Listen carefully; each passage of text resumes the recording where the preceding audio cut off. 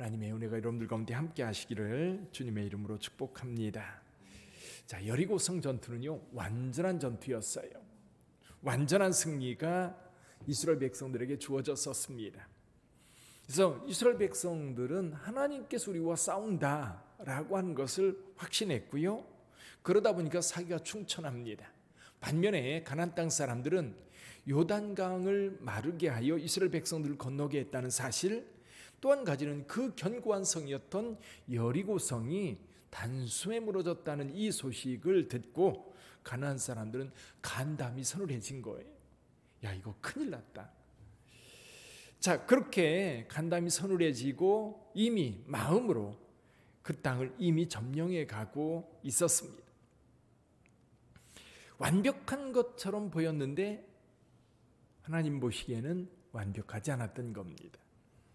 여러분, 이 여리고성 전투가 이스라엘 백성들에게 그리고 여호와 하나님에게 왜 이렇게 중요할까요? 첫 성입니다. 첫 번째 전투예요. 여러분, 어제도 말씀드렸던 것처럼 여러분, 생명이 있는 초태생은 전부 다 여호와의 것입니다. 사람들은 죽일 수 없으니까 대속해요. 대속. 그래서 다른 물건을 대신해서 속죄물로 드리거나 또는 예물로 하나님 앞에 드려서 대속을 하게 하도록 했습니다. 가나안 땅 전체를 점령할 때 보면 이 여리고성은 첫 번째 성이기 때문에 하나님께서도 직접 싸우시면서 어떻게 말씀하셨어요? 온전히 받쳐진 성이 되어야 되는 거예요. 그래서 그 안에 있는 모든 것에 대해서 세 가지로 조치를 해야 됩니다. 하나는 생명 있는 모든 것은 다 죽여야 합니다. 진멸한다 그러지요. 헤렘이라는 말을 씁니다. 진멸한다. 완전히 죽인다. 두 번째는 은금동철 같은 경우는 완전하게 모아서 여호와의 곳간, 하나님의 것으로 드려야 됩니다. 그리고 나머지 모든 것은 어떻게 해요? 불태워야 되네요. 나머지 모든 것을 불태우는 겁니다. 이 세 가지가 완전히 진멸하는 거예요. 생명 있는 것은 다 죽입니다. 두 번째 은금동철은 없어지지 않잖아요. 불태워지지 않는 거니까 이거는 다 모아서 여호와의 곳간에 넣고 나머지 장막이라든지 집이라든지 이런 것 모든 것들은 다 불태우는 겁니다. 그런데 이렇게 온전하게 하나님 앞에 드려져야 되는데 은밀하게 죄가 만들어졌던 겁니다. 그 죄가 어디에서 드러났어요? 아이성 전투에서 드러났습니다. 여러분, 이스라엘 지도를 보면요, 요단 동쪽 요르단이 있습니다. 그리고 요단강이 남북으로 길게 내려와 있죠. 저 북쪽에는 헬몬산이 있고 그 밑에 갈릴리 바다가 있고 갈릴리 바다에서부터 이 사해 바다까지 약 100km 정도, 직선 거리로 하면 한 100km 정도 됩니다. 밑에 사해 바다는 한 80km 정도 돼요. 굉장히 깁니다. 자, 그런데 거기를 이제 사해 바다 바로 북쪽에 보면 여리고가 요단강 서쪽 편에 있습니다. 요단강 서쪽 편에 있는 여리고에서 이제 가나안 땅, 이 가나안 땅 중앙 산지가 있고 중앙 산지를 넘으면 요 가나안 땅 서쪽 편이 있습니다. 서쪽 편이 이제 대까지 쭉 펼쳐지는데 여기 가는 방법은 두 가지가 있어요. 하나는 여리고 쪽으로 올라가는 길이 있고 또 하나는 아이성 쪽으로 올라가는 길이 있어요. 근데 예루살렘 쪽으로 올라가는 길은 더 험합니다. 와디 켈트라고 하는 그 협곡을 따라서 예루살렘 쪽으로 올라가고요. 이 여리고에서 약간 북쪽 계곡을 따라 쭉 올라가면 가장 먼저 만나는 성이 이 아이성입니다. 그래서 아이성에서 조금 더 가면 이제 족장들의 도로라고 그래서 남부로 길게 이어진 도로 베델로 가게 됩니다. 그게 베델에서 넘어가면 이제 기브온이라든지 그쪽으로 넘어가서 이제 가나안 서쪽 편에 도달할 수 있는 겁니다. 중간을 이렇게 가로질러 산악 지역으로 올라가는데 첫 번째 만나는 성읍 아이성. 자, 이 아이성에도 여호수아가 정탐꾼을 보냅니다. 정탐꾼을 보냈는데 이 정탐꾼이 가서 보니까 아이성은 조그만해요. 여리고성과 비교가 안 되는 겁니다. 작은 성읍이니까 어떻게 하면 좋을까?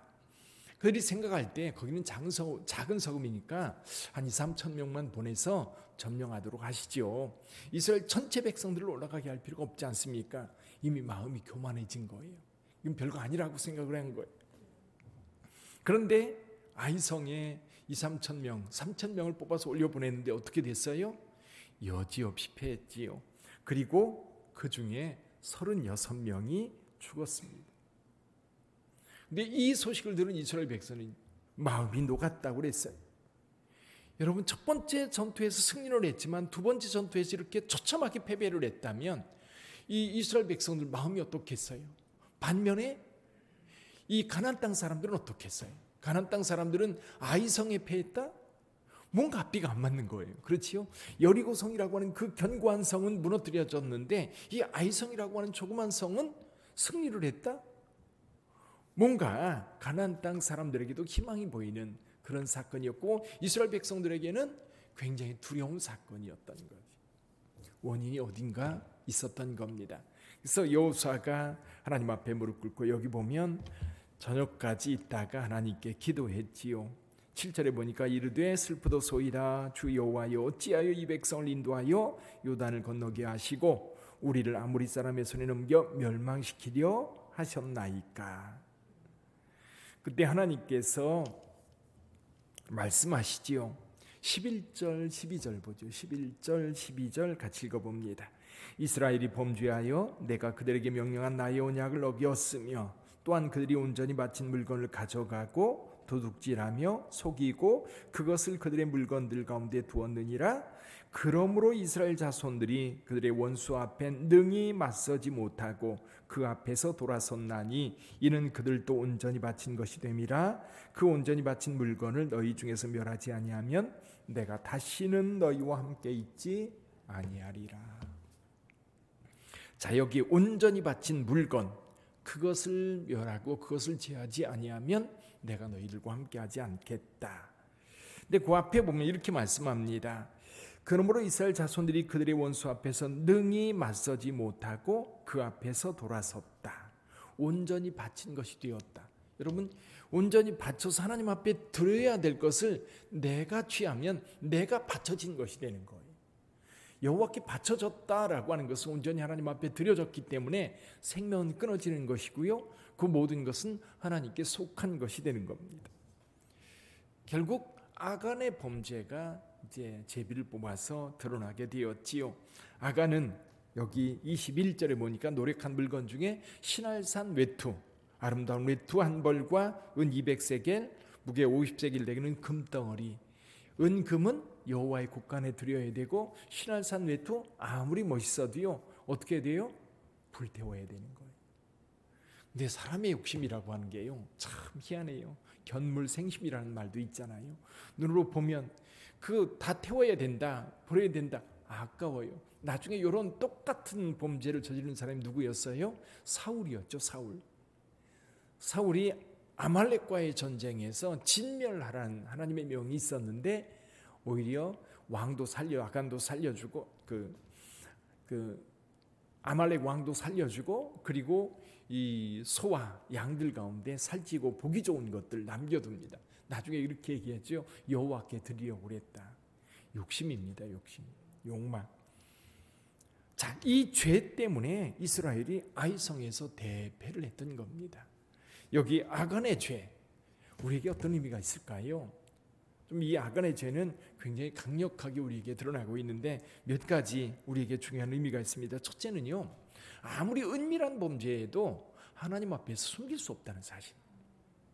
아무리 은밀한 범죄를 할지라도 하나님 앞에는 숨길 수 없는데 아간은 아무도 모르게 했다라고 생각을 했을 거예요. 그렇죠? 아무도 모르고 자기만. 근데 자기가 알고 있다는 사실 뭐예요? 하나님도 알고 계신 거지. 하나님께서는 그걸 다 보고 계셨던 겁니다. 욕심을 버리지 못하면 죄를 짓게 되는 겁니다. 그 욕심이 잉태하여 죄를 낳고 죄가 장성하면 결국 사망을 낳게 되는 거지요. 아간이 전형적인 예입니다. 두 번째, 그 범죄는 결과적으로 반드시 드러난다는 사실이에요. 어떻게 드러나요? 지금 아이성 전투에서 드러났지요. 이 범죄가, 이 여리고성 전투가 온전히 하나님 앞에 바쳐지지 못했다라고 하는 것이 결과적으로 아이성 전투에 드러나는데 저와 여러분들의 삶 속에도 마찬가지입니다. 죄는 마음으로든 삶으로든 그 결과가 드러나요. 그래서 그 결과는 비참하죠. 결론은 죽음으로까지 이어지게 됩니다. 세 번째는요, 그 죄의 문제를 해결하기 전까지는 하나님의 거룩한 일을 이룰 수 없다라는 사실입니다. 하나님의 백성은 하나님 앞에서 정결해야 됩니다. 죄는 하나님과 우리 사이를 멀어지게 만들고 하나님의 역사를 우리 가운데서 떠나게 만듭니다. 하나님의 일이 우리 가운데 이루어지는데 참 어렵죠. 그래서 결국 아간은 그에게 속한 모든 것, 이 훔쳐진 것도 하나님 앞에 드려져야 되고요. 그 모든 것이 아골 골짜기로 가서 거기에서 여기 여호수아가 이렇게 말합니다. 내가 어찌하여 25절에 보면요, 여호수아가 이런 내가 어찌하여 우리를 괴롭게 하였느냐, 여호와께서 오늘 너를 괴롭게 하시리라. 아간 때문에 이스라엘 백성들 36명이 죽었고 그리고 모든 사람들이 괴로움을 당하였는데 이제 그 괴로움을 내가 당하리라. 그래서 결국 이 아간은 거기에 돌로 쳐 죽임 당하고 그 골짜기의 이름을 괴로움의 골짜기, 아골 골짜기라고 이름을 지었던 겁니다. 그래서 우리가 찬송가 속에도 아골 골짝 빈들이라도 괴로움의 골짜기죠. 그곳이라도 가겠다는 사명자의 노래가 있는데요. 어쨌거나 아간 때문에 이스라엘 백성들은 고통을 당했고 어려움을 당했습니다. 그러나 이제 하나님 앞에 아간을 온전히 바침으로 이제 그 땅이 이스라엘 백성들이 정결하게 되는, 그래서 여기 불살랐다라고 하는 말이 나오는데 이 불사름으로 인하여 정결함을 이제 이루었다라고 말할 수 있는 거죠. 그래서 여러분, 특히 하나님의 일을 할 때는요, 여러분 죄가 스며들면 안 됩니다. 모든 일이 그런 것 같아요. 거기에 인간의 욕심이 스며들고 인간의 욕망이 스며들면 가장 그것이 처참하고요, 비참하고요, 악해요. 그래서 하나님의 일, 하나님과 관련된 것은 모두가 거룩하고 온전하게 하나님 앞에서 있어야 된다. 사랑하는 성도 여러분, 하나님의 일에 참여할 때 뿐만 아니라 우리는 하나님의 거룩한 백성이기 때문에 언제나 정결한 자로, 하나님 앞에 온전한 자로 오늘 하루도 주님 앞에 서는 여러분 되시기를 주님의 이름으로 축원합니다. 기도하겠습니다.